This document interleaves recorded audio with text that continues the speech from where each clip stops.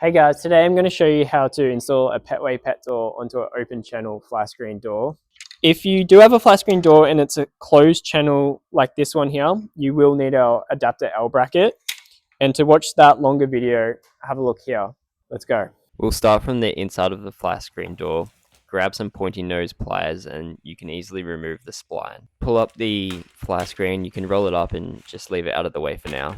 Take out the Petway pet door from the packet. If you're wondering where the screws are, you can find them in one of the bottom corners in between the two frames. You can also discard the clear PVC U-channel and any other spaces in the packet, as these are used for the security screen diamond mesh doors.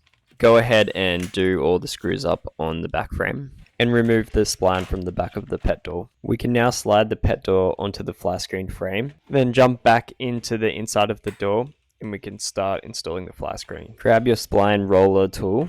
You can get these from any hardware store. And firstly, roll the spline back into the flat screen door frame. You can then take a Stanley knife and trace out where the opening of the pet door flap is. This is also a good time to straighten up the pet door and make sure it's level, because once we roll the flat screen into the pet door channel, it will lock it into place. You can then go ahead and make a couple very small little cuts in the corner of the pet door. This just helps the flat screen roll in as easy as possible. Just be careful not to make too large of a cut, because we want to conceal these cuts when we roll the flat screen in. Then take your spline roller tool and do a first pass of the flat screen into the channel. Once it looks neat and tidy, you can then take your rubber spline, push it into the furthermost corner and slowly roll the spline in. Just take your time here.